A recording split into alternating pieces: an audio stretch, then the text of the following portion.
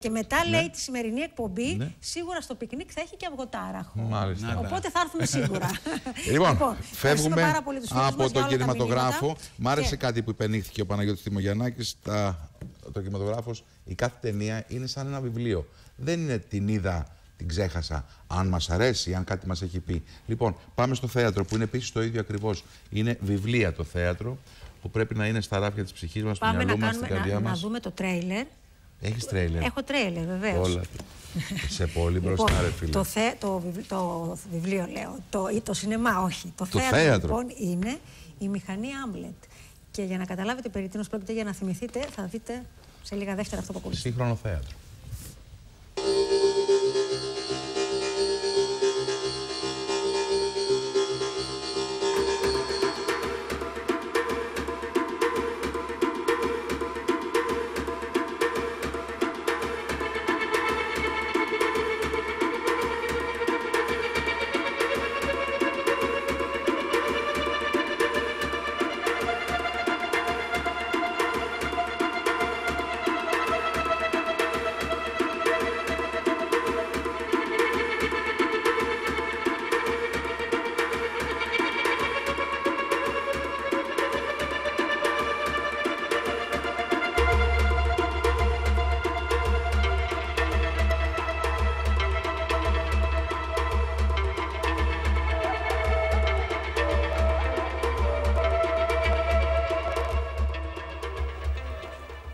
Μάλιστα.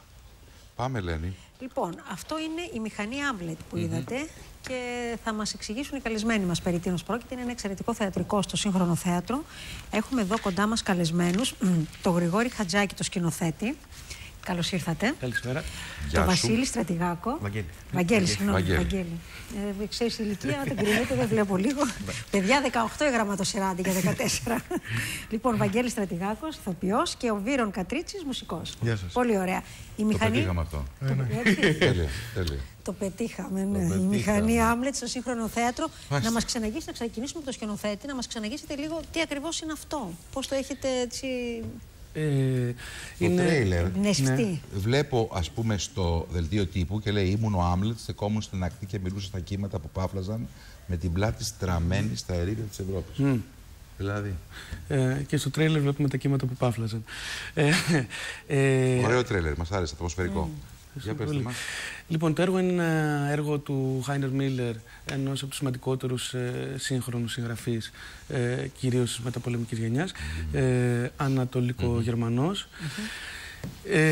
Έχει γραφτεί το 1977 και ουσιαστικά με αφορμή τον ήρωα Άμλετ, το γνωστό σεξπιρικό ήρωα, γράφει ένα σχεδόν παραλυρηματικό κείμενο για την... τοποθετώντας τον στην σύγχρονη Ευρώπη, τότε με το τείχος. Εκείνη την εποχή, ναι, το 1977 το είχε γράψει. Και είναι τόσο σύγχρονο όμως. Ναι, πάρα πολύ. Και ουσιαστικά μιλάει για την κατάρρευση του ευρωπαϊκού ιδεώδους. Είναι ένα βαθιά ποιητικό, πολιτικό και υπαρξιακό έργο. Και προφήτης. Γιατί τα ερείπια της Ευρώπης τότε ήταν τα τύχη του Βερολίνου. Ακριβώς. Τα ερείπια της Ευρώπης. Σήμερα όμως υπάρχουν άλλα τύχη της Ευρώπης. Ακριβώς. Τώρα έχουμε ερείπια Ευρώπης. Πραγματικά ερείπια. Για πέστε μας. Έτσι λοιπόν, μιλάει λοιπόν για αυτή την κατάσταση. Στην παράσταση εμείς έχουμε δει το έργο σαν ακριβώς τη στιγμή που πεθαίνει ο Άμλετ. Τον συναντάμε σε έναν παράξενο χώρο, σε ένα μη χώρο, ας πούμε. Είναι χωρισμένο σε δύο μέρη. Το ένα ας πούμε κάτω από το βυθό, κάτω από τη θάλασσα, το άλλο κάτω από τη γη. Και μέσα σε αυτά έρχεται αντιμέτωπος με τους δικούς του, τα δικά του κενά που έχει αφήσει ανοιχτά στην ζωή του, στο δράμα του, το σεξπιρικό, ας πούμε, ζωή, και σε αυτό που συμβαίνει αυτή τη στιγμή που μας μιλάει. Και μέσα σε αυτό αρχίζει σιγά σιγά και γίνεται πάρα πολύ πιο προσωπικό και βλέπουμε, και σπαρακτικό, ναι, και βλέπουμε μας μιλάει για επαναστάσεις, για πράγματα που προσπαθούν να κάνουν ο ίδιος και διάφοροι άλλοι ανά τους αιώνες. Μέχρι που βλέπουμε ουσιαστικά και τον ηθοποιό τον ίδιο, του Βαγγέλη, ας πούμε. Για να πάμε στους ηθοποιούς. Να πάμε στους ηθοποιούς και καθώς διαβάζουμε εδώ ότι αυτό το έργο στην ουσία περιγράφει την ανθρωπιστική κατάρρευση ενός ολόκληρου πολιτισμού. Και έχει γραφτεί τόσα χρόνια πριν. Και σήμερα με το προσφυγικό θα μπορούσε κανείς να πει ότι αυτό λειτουργήσε τελείως. Γι' αυτό κάνουμε αναφορά. Προφητικά. Για πείτε μας λοιπόν ο Βαγγέλης και ο Βύρονας. Ο Βύρονας είναι ο σολίστ. Είναι ο μουσικός της παράστασης. Για πες μας εσύ, Βαγγέλη. Βασικά έχουμε κάνει αυτή την προσέγγιση. Άμα κάποιος διαβάσει το θεατρικό αυτό, θα δει ότι είναι σαν παζλ. Δηλαδή έχει πάρει από διάφορα ιστορικά γεγονότα, από διάφορους συγγραφείς, από ποιητές, και έχει κάνει ένα παζλ που από κοντά δεν καταλαβαίνεις την εικόνα, αλλά όσο απομακρύνεσαι και το βλέπεις εξωτερικός παρατηρητής, καταλαβαίνεις πώς δένει όλο το πράγμα αυτό. Μάλιστα. Και μιλάει γενικά για την κυκλικότητα. Δηλαδή νιώθεις ένας άλλος Χάμλετ, διαφορετικός Χάμλετ, από το να έχεις καλεστεί να παίξεις τον κλασικό σεξπυρικό Χάμλετ? Αυτό θέλω να πω. Ναι, και με οδηγεί και το κείμενο. Σε οδηγεί το κείμενο, θέλω να πω, είναι εμφανές. Ναι. Και γενικά βλέπεις μια κυκλικότητα και μια επανάληψη που υπάρχει στην ιστορία. Δηλαδή, ό,τι έχει γίνει, γίνεται, θα ξαναγίνει. Είναι στην ουσία μια συντομογραφία μοτίβων από τον Χάμλετ στο Σέξπιρ. Ναι, έχει πάρει σπαράγματα από το Σέξπιρ, έχει πάρει από ιστορικές στιγμές. Έχει μέσα Μάρξ, T.S. Eliot, Ντοστογεύσκι, Dr. Ζιβάγκο. Είναι ένα παζλ το οποίο στην αρχή σου φαίνεται, αλλά όσο απομακρύνεσαι και το βλέπεις σφαιρικά, καταλαβαίνεις και την κυκλικότητα. Και στη σύγχρονη εποχή που ακουμπάει αυτό? Όταν το διαβάσαμε, βρήκαμε πάρα πολλά. Δηλαδή με τους πρόσφυγες. Έχει μέσα, δεν το αποκαλύψουμε. Έχουμε κάνει διάφορες αναφορές για το τώρα. Μάλιστα. Και μας δίνει αυτό το περιθώριο. Μαέστρο.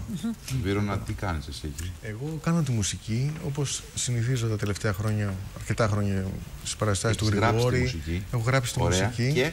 η οποία, αυτό που θα μπορούσαμε να πούμε σαν χαρακτηριστικό, είναι ότι, όπως λέμε για το νερό και τη γη, έχω χρησιμοποιήσει αρκετά, επειδή κινούμαι σε ένα χώρο εξερευνητικής μουσικής, ας πούμε, έχω κάνει κομμάτια χρησιμοποιώντας τον αέρα, τα κύματα, φάλαινες. Υπάρχει ένα κομμάτι που είναι μόνο φάλαινες, φυσικούς ήχους. Δηλαδή... έχει κάνει ένα ολόκληρο κομμάτι από ήχους φάλαινας. Μάλιστα. Ναι, αυτό είναι βέβαια και παλιό, γιατί έχει κάνει και ο Σέμπεργκ τέτοιο. Καλά, εντάξει, ναι, δεν το πουλάω τώρα. Ναι. Καλός ήταν και ο Σέμπεργκ. Τέλος πάντων, ναι. Δεν πρέπει να το παίζεις. Όχι, δεν σε ακυρώνω. Παίζεις. Υπάρχουν και άσχετοι γι' αυτό. Ο Σεμπερκάκος. Ποιος το θέλει? Από τη Μάνη. Λοιπόν, να πούμε ότι παίζεις, η μουσική σου είναι ηχογραφημένη. Συνδέεται βεβαίως. Συνδέεται με τα στοιχεία της φύσης. Αρκετά. Προέκυψε αυτό. Δηλαδή, κάθε φορά υπάρχει μια διαφορετική. Κινούμε σε αυτό το χώρο που σας λέω, δηλαδή της πειραματικής μουσικής, αλλά αυτό απλώς προέκυψε. Και νομίζω ότι έχει ενδιαφέρον και δεν είναι αρκετά με αυτό το φοβερό κείμενο. Δηλαδή, εγώ δεν το ήξερα. Μάλιστα. Και με τα σκηνικά. Λοιπόν, θα πούμε εμείς στους συντελεστές. Ναι, θέλω να υπογραμμίσω, επειδή το βλέπω τώρα και πίσω που είναι καταστηματικό ότι είναι τα σκηνικά, έχει επιμεληθεί ο Αλέκος ο Φασιανός στην παράσταση. Μάλιστα. Και σε συνεργασία, υλοποίηση, ας πούμε, είναι τη Ζωή Αρβανίτη. Δεν το αναφέρετε μάλλον. Θα τα πούμε τώρα εμείς αυτά. Θα τα πούμε και εμείς. Περίμενε. Μισό λεπτό. Μετάφραση. Ελένη Βαροπούλου. Κάτσε να πω αυτά. Ο Γρηγόρης Χατζάκης δίπλα μας εδώ, σκηνοθέτης. Σκηνικά του Αλέκου Φασιανού. Η μουσική λοιπόν είναι του Βύρονα του Κατρίτσι. Κουστούμια Βασιλική Σύρμα. Και επιμέλεια κατασκευή σκηνικών Ζωή Αρβανίτη και κίνηση Μαρία Καραγιώργου. Και πρωταγωνιστή ο Βαγγέλης Στρατικάκος. Μονόλογος λοιπόν. Είναι, ναι. Ίσως δεν το έχουμε πει πολλά πρόσωπα το έχουμε. Το έχεις κάνει έτσι, μονόλογος. Μάλιστα. Όλα αυτά συμβαίνουν στο σύγχρονο θέατρο Ευμολπιδών 45 Αθήνα. Ξεκινάτε τη Δευτέρα και θα είσαστε κάθε Δευτέρα και Τρίτη 9 και 4 μέχρι τις αρχές Ιουνίου. Ακριβώς. Σωστά, ωραία. Λοιπόν, καλή επιτυχία σε αυτό το πολύ ιδιαίτερο έργο που παρότι έχει μέσα τόσα παζλ ξενικά, έχει τελικά ακουμπάει στην καθημερινότητα και την πραγματικότητα. Είναι τρομερά επίκαιρο.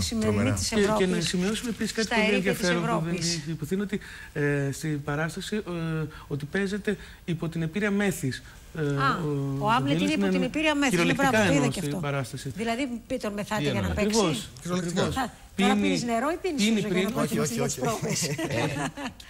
Υπολογεί ότι τα ψιλοτσούζεις και βγαίνεις. Ναι, για να μέχρι ένας δημιουργηθεί ορισμένος αυτό σημείο. Θα μας Δηλαδή, πάνε μέσα το θολό που είμαι δεν είμαι. Είναι καθαρά Ευχαριστώ συμβολικά πάρα γιατί. πολύ. Μάλιστα. Αυτό δεν ήξερα αν έπρεπε να το πεις όμως. Λοιπόν, θέλω του χρόνου, αν με ακούει κάποιος σκηνοθέτης, να παίξω ένα θεατρικό υπό την επίρρεια Να πάρα κάνεις πολύ μια εκπομπή. φαγητού. Πάρα πολύ φαγητού. Θυμάται, παιδιά, θα έχεις Αφού απόσπασμα είμαι εγώ και έτοιμος θα να έρθει. σκάσω, να βγαίνω να λέω ένα μονόλογο, ο οποίος θα είναι «Γεια σας, πάμε σε διαφημίσεις, Βασίλης Γυζάκης» σε 3 λεπτά.